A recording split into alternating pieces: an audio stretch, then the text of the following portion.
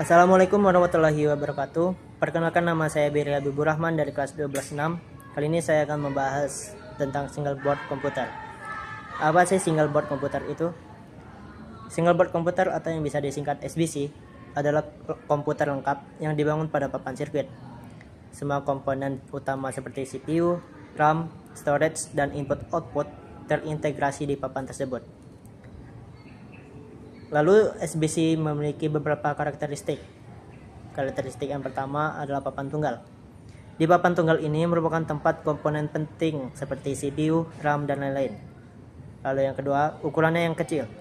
Ukuran SBC biasanya sebesar kartu kredit atau lebih kecil. Hal ini membuatnya sangat portable. Lalu yang ketiga, konsumsi daya rendah. SBC ini dirancang untuk mengonsumsi daya rendah. Jadi, SBC menjadi pilihan terbaik untuk efisiensi energi seperti proyek IoT atau Internet of Things. Keempat, port dan antarmuka. SBC dilengkapi port dan antarmuka seperti HDMI, USB, Ethernet, dan lain-lain. Hal ini memungkinkan SBC bisa dihubungkan ke perangkat eksternal. Lalu yang kelima, ada sistem operasi. SBC menjalankan OS seperti Linux, Windows, dan yang lain, tergantung jenis SBC-nya. Lalu yang terakhir, ada dukungan komunitas. SBC didukung oleh komunitas yang aktif. Mereka menyediakan sumber daya dan proyek open source yang mendukung SBC tersebut. Nah, setelah mendengar penjelasan tadi, mungkin kalian berpikir, lah, kalau gitu bedanya sama PC apaan? Jadi, SBC dirancang untuk sistem tertanam atau embed system, yaitu untuk tugas kecil, proyek-proyek khusus, dan juga pembelajaran. Nah, kalau PC itu dirancang untuk penggunaan umum seperti editing dan juga gaming. Dapat mengelola aplikasi secara luas, dan juga komponen di PC itu masih bisa di-upgrade.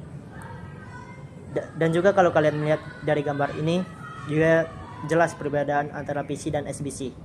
Di SBC itu tidak ada motherboard dan juga graphic cards, sehingga ukurannya lebih kecil daripada PC. Lalu kita masuk ke jenis-jenis SBC. Sebenarnya jenis-jenis SBC itu ada banyak, jadi bakal aku jelasin satu jenis SBC saja, yaitu Raspberry Pi.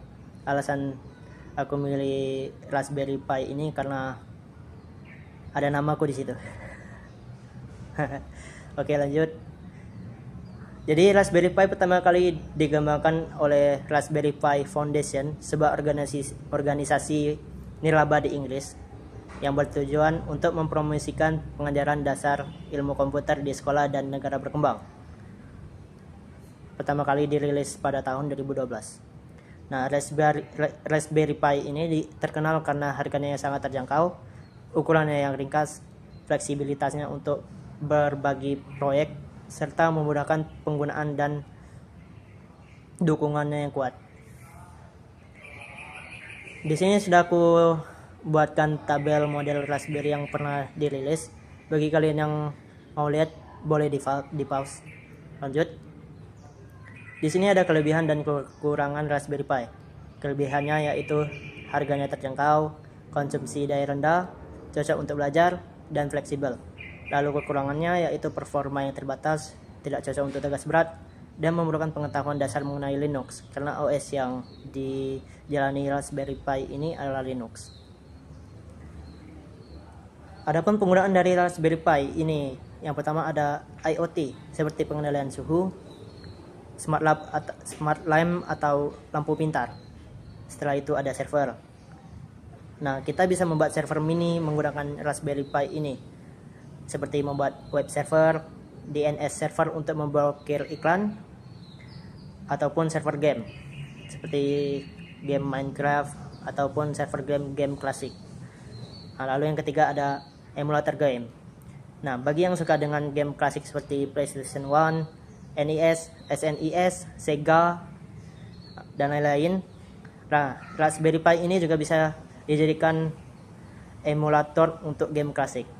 Lalu Raspberry Pi ini juga bisa untuk sistem kamera, seperti mendeteksi gerakan. Dan yang terakhir sebagai proyek pendidikan untuk belajar coding ataupun proyek ringan dan lain-lain. Mungkin itu saja yang dapat saya sampaikan. Mohon maaf bila ada kesalahan kata yang diucapkan. Saya akhiri. Wassalamualaikum warahmatullahi wabarakatuh.